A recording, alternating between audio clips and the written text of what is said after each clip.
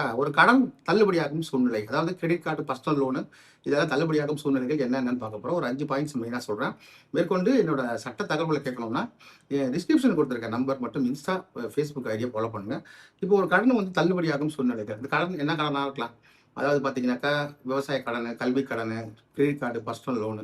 இதில மெயினா வந்து ஏபிஎன்னு சொல்ற கடன் தள்ளுபடி யார் குடுப்பாங்கன்னா, அரசாங்கம் தான் குடுக்கும். பெரும்பாலும் பார்த்தீங்கன்னா, விவசாயிகள் வாங்கின கடனுக்கு தான் அரசாங்கம் வந்து ஒரு தள்ளுபடி குடுக்கும். மத்த கடன்களுக்கு அரசாங்கம் அப்படி வெளிப்படையா அறிவிக்காது. அது மட்டும் இல்லாம, பேங்கா பார்த்து தள்ளுபடி பண்றது தான்.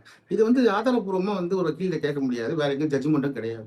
உதாரணத்துக்கு, இதுக்கு முன்னாடி இருந்த கடன்கள்லாம் இப்ப என்ன சிவில் ரிப்போர்ட்ல பார்த்தீங்கன்னா, இருக்குதா இல்லையான்றத பார்த்தாலே தெரிஞ்சிரும்.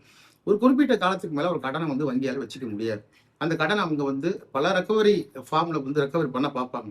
ரெக்கவரியே ஆகலன்ற பட்சத்தில இந்த கடன் வந்து வாரா கடன் ஆகி ஃபர்ஸ்ட்டு 90 நாள், அப்புறம் 180 நாள், 1 வருடம், 2 வருடம் கழிஞ்சு லோன் டென்யூர் முடிஞ்சதுக்கு அப்புறமா அவங்க என்ன பண்ணுவாங்கன்னா, அவங்க பேலன்ஸ் ஷீட்ல இருந்து எடுத்துருவாங்க. எடுத்துட்டு அந்த லோன் அக்ரீமெண்ட்ட மட்டும் வேற ஏதாவது ஒரு பார்ட்டி, தேர்ட் பார்ட்டிக்கு வித்துருவாங்க. அந்த லோன் அக்ரீமெண்ட்ட வச்சுக்கிட்டு இப்பலாம் கல்வி கடன கேட்கறதுக்கு ரிலையன்ஸ் ஏஆர்சி மாரி வராங்க இல்லையா? அவங்கலாம் 10, 15 வருஷம் கழிச்சு, உங்க லோன் அக்ரீமெண்ட் என்கிட்ட இருக்கு. நீங்க வந்து செட்டில்மென்ட்க்கு வாங்க அப்படின்னு சொல்லி மிரட்டுறது உண்டு. அதனால அப்படிப்பட்ட சூழ்நிலையில தான் வந்து பேங்க் ஒரு கடன தள்ளுபடி பண்ணணும். இது வந்து அதிகாரப்பூர்வமா எந்த வங்கியும் சொல்லவே சொல்லாது. அவங்களோட வசதிக்கு ஏத்த மாரி அந்த கடன வச்சுக்கிறதும், வச்சுக்காததும் அந்த வங்கியோட ஷேர் மார்க்கெட்ட பொறுத்தும், அந்த வங்கியோட வளர்ச்சிய பொறுத்து இருக்கு. 2வது பார்த்தீங்கன்னா, டிசீஸ்ட் ஒரு மனிதர் இறந்து விட்டார். இது என்ன கண்டிஷன் பார்த்தீங்கன்னா, ஒருத்தர் பர்சனல் லோன் வாங்கியிருந்தாலோ, கிரெடிட் கார்டு வாங்கியிருந்தாலோ, இது மட்டும் தான் செட் ஆகும். அவங்க வந்து இறந்துட்டாங்க அப்படின்னு பார்த்தா, அந்த கடன் முடிஞ்சிருச்சு. ஏன்னா, அவங்க தனிப்பட்ட முறையில வாங்கியிருக்காங்க. வேற யாரும் ஜவாப்தாரி கிடையாது.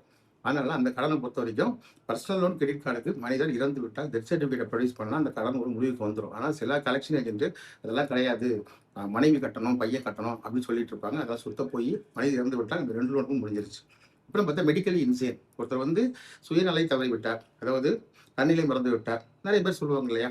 அந்த மாரி ஒரு நிலைமைக்கு வந்துட்டா, அதுக்கு மெடிக்கல் சர்டிஃபிகேட் ப்ரொடியூஸ் பண்ணா, இன்கேப்பபிலிட்டி டூ பே த டியூஸ் அப்படின்றத நம்ம வந்து மெடிக்கல் சர்டிஃபிகேட் இருந்தா, அத வந்து பண்ணி 2வது இன்சால்வன்சி. இன்சால்வன்சிங்கிறத பொறுத்தவரைக்கும் இப்ப பல நடைமுறைகள் வந்து சொல்லியிருக்கு. 2016 அ இன்சால்வன்சி சட்டம் வந்து மாறிடுச்சு. அதாவது இன்சால்வன்சி அண்ட் பேங்க்ரப்சி கோடு 2016 வந்து வேற மாதிரி இன்சால்வன்சி கொண்டு வந்துருச்சு. அது பின்னாடி பதிவுல சொல்லியிருக்கேன். அது பெரிய பதிவு. இப்ப YouTubeல சப்ஸ்கிரைப் பண்ணி பாருங்க. மஞ்சள் நோட்டீஸ் அப்படின்றத இன்சால்வன்சிக்கான அர்த்தம். அப்புறம் பார்த்தீங்கன்னாக்கா, லாஸ்ட்டா இருக்கிற 5வது. இதுதான் ஒரு அட்வொகேட்டோட talent.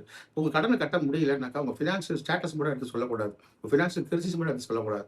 Natural of justice base பண்ணி உங்களோட சேலரி என்ன நீங்க அந்த லெவல்ல குடுத்தீங்க, ப்ரொவைட் பண்ணீங்க. எங்களால கட்ட முடியாது சொல்லணும்னு சொல்லிட்டு ஆர்பிட்ரேஷன் ஆர்குமெண்ட்ல நீங்க பண்ணீங்கன்னா, அந்த அவார்ட் ஒரு வேளை குடுக்காம இருக்கலாம். அப்படியே அவார்ட் குடுத்தா கூட நம்ம கிரவுண்ட்ஸ் கரெக்ட்டா எதிராங்க. இது முழு வீடியோ அல்ல. கம்ப்ளீட் வீடியோ பார்க்க வழக்கறிஞர் சரவணன் பதில்கள்கள் சேனலை சப்ஸ்கிரைப் செய்யவும்.